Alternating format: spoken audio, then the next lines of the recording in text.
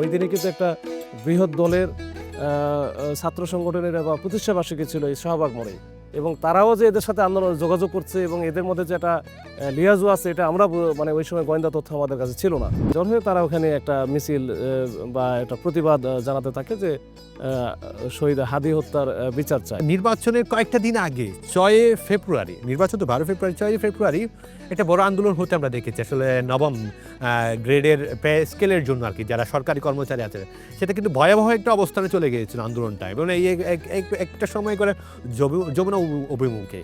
তো এই এত বড় একটা দায়িত্ব, একটা চ্যালেঞ্জ আন্দোলন সামাল দিলেন কেমনে? আর কয়েকটা দিন পরে কিন্তু নির্বাচন, এটা কি চ্যালেঞ্জ হিসেবে নিয়েছেন বা এটা সফলও হয়েছেন? কেমনে হয়েছেন একটু বলেন তো। এখন আপনারা যা ইচ্ছা তাই করলে তো আর এটা আমরা করতে দিতে পারি না, বিষয়টা এটা।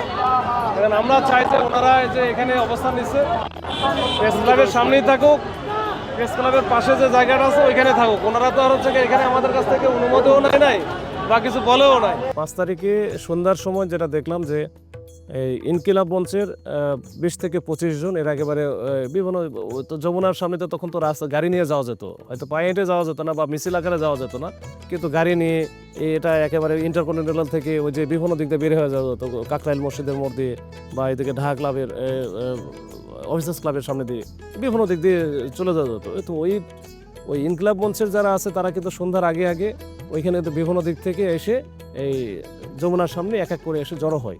জড়ো হয়ে তারা ওখানে একটা মিছিল বা একটা প্রতিবাদ জানাতে থাকে যে শহীদ হাদি হত্যার বিচার চাই। তো এই দিন থেকেই শুরু, এবং ওইখানে আমরা সাথে সাথে কিন্তু আমরা ওইখানে যাওয়ার পর যেহেতু এটা সেন্সিটিভ প্লেস 144 সবসময় জারি করা থাকে, তো এইখানে যদি ওই ইনকিলাব মঞ্চ চলে আসে, ইনকিলাব মঞ্চে সবসময় কাজ আন্দোলন করতেছে শাহবাগ মোড়ে বা অন্যান্য জায়গায়, কিন্তু ওই দিনে কিন্তু চলে আসছে 5 তারিখে কিন্তু সন্ধ্যার সময় এখানে চলে আসছে। তো আমরা গিয়ে বোঝানোর চেষ্টা করেছি, ওখান থেকে ওঠানোর চেষ্টা করেছি, কিন্তু কোনোভাবে কোনো কাজ হয় না। পরে আমরা চারিদিকে বন্ধ করে দিয়েছি যেন নতুন করে যেন কেউ আর না আসে। এরকম কোনো গোয়েন্দা তথ্য পেয়েছেন বা নির্বাচনকে একটু প্রতিহত করার জন্য বা আসলে বাধা দেওয়ার জন্য? আমার কাছে এবং ওই সময় যারা গোয়েন্দা তথ্য পরবর্তীতে আমরা যেটা পেয়েছি যে এটার মূল উদ্দেশ্যই ছিল আসলে নির্বাচনকে বাধাগ্রস্ত করা, ডিলে করা, নির্বাচনকে ডিলে করা বা বাধা দেওয়া বা ওই 12 তারিখে নির্বাচন যেন না হয়, এটার একটা অন্যতম একটা উদ্দেশ্য ছিল আমার কাছে। এটা পরবর্তীতে গোয়েন্দারা তথ্য বিশ্লেষণ করে যেটা জানাইছে। তো এটা ছিল ওই দিন, ওই রাত্রে কিন্তু সারা রাত আমরা হচ্ছে যমুনার সামনে, এবং পরের দিনে এই যে পে স্কেলের যে জন্য যে আন্দোলন, এবং আন্দোলনকারীদের সাথে আমাদের কিন্তু কথা হয়েছে, এবং তারা বলছে যে ওইটা পরের দিনে তারা 12টার দিকে যমুনা থেকে ওই কেন্দ্রীয় শহীদ মিনার থেকে মুভ করবে। তো আমার সাথে সবসময় তারা সমন্বয় করে রাখি, এর আগে বহুবার আন্দোলন করেছে, সববারই কিন্তু আমাদের সাথে একেবারে টোটাল একবারে আমাদের সাথে যোগাযোগ করে সব কিছু করেছে, এবং ওইখানকার যারা সভাপতি সেক্রেটারি সবার সাথে আমার সুসম্পর্ক।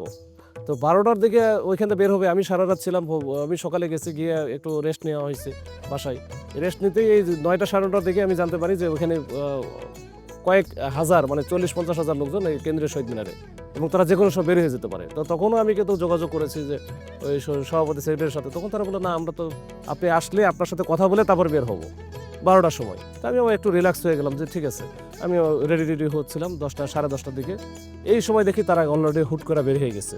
পরে আমি যোগাযোগ করার চেষ্টা করছি, কিন্তু ওরা বললো যে ওরাদের সাথে যোগাযোগ করতে পারি নাই। তার মানে এটা ছিল একটা বৃহৎ প্ল্যানের একটা অংশ, যেন পুলিশকে একটু মিসগাইড করে তারা একটু ভুল তথ্য দিয়ে এটাকে ত্বরান্বিত করা। ওই জন্য এটা হয়েছে, যেটা হয়েছে তারা কিন্তু খুব সহজে ওখান থেকে, যেহেতু আমাদের প্রস্তুতি ছিল না, আমরা তো জানি যে 12টার দিকে আসবে, ওইভাবে আমাদের প্রস্তুতি ছিল, কিন্তু এইটা হুট করে সাড়ে 10টা থেকে বের হওয়া, এবং এর সাথে সাথে অন্যান্য অনেকগুলো আন্দোলনকারী বা অনেকগুলো স্টেক হোল্ডার যারা আছে তাদের সাথে কিন্তু তাদের যে গোপন আতাত হয়েছে বা যোগাযোগ হয়েছে, তাদের নাম না বলি, এই বিষয়টা আমার জানা ছিল না। ওই দিনে কিন্তু একটা বৃহৎ দলের ছাত্র সংগঠনের বা প্রতিষ্ঠা বার্ষিকী ছিল এই শাহবাগ মোড়ে, এবং তারাও যে এদের সাথে আন্দোলন যোগাযোগ করছে এবং এদের মধ্যে যে একটা লিয়াজু আছে এটা আমরা মানে ওই সময় গোয়েন্দা তথ্য আমাদের কাছে ছিল না। তো এই জন্য তারা করছে কি 12টার পরিবর্তে 10টা সাড়ে 10টার দিকে তখন ওখান থেকে রওনা দিয়েছে। দেওয়ার কারণে যে কারণে হয়েছে, আমরা কোনো জায়গায় আমাদের যে ফোর্সগুলো ছিল কম ছিল, ওইভাবে প্রস্তুতি ছিল না। তারা কিন্তু ওই যে বাধা উপেক্ষা করে চলে একেবারে সরাসরি যমুনাতে চলে যায়। যমুনাতে গিয়ে ওখানে একবারে চরম একটা বিশৃঙ্খল অবস্থা, এবং ওইখানে যে কোনো সময় এটা মাননীয় প্রধান উপদেষ্টা যেহেতু ওখানে থাকে, তো ওইখানে ভিতরে ঢোকার মতো উপক্রম হয়েছিল। তো এরকম একটা চরম বিশৃঙ্খল অবস্থা যখন শুরু হলো, তখন আমাদের যারা ফোর্সের যে অবস্থাও তো খারাপ ছিল, তখন ফোর্সের মধ্যে যে এটা একটা ওরা এটা কেমনি ঢুকিয়ে দিয়েছিল যে এই ফোর্সের আবার বলতেছিল কোনোভাবে তারা বাধা দিচ্ছিল না বা তাদেরকে ওইখান থেকে যে সরাই দেওয়ার জন্য যে চেষ্টা সেটা করতেছিল না। না করার কারণ হচ্ছে যে তারা আমাকেও এসে বলেছে কয়েকজন, স্যার এটা তো যদি বেতন বাড়ে সেটা তো আমারও বাড়বে। তাই বললাম যে ভাই ঠিক আছে, বেতন তো আমারও বাড়বে তোমারও বাড়বে, কিন্তু ঘটনা হচ্ছে এই অবস্থা করে তো এটা তো আমরা আইন শৃঙ্খলা বাহিনীর সদস্য হিসেবে তো আমরা এটা করতে দিতে পারি না, এটা করার সুযোগ না, এটা তো 144 জারি করা, এখানে তো এটা তো আমার আর দেশে কিছুই থাকবে না।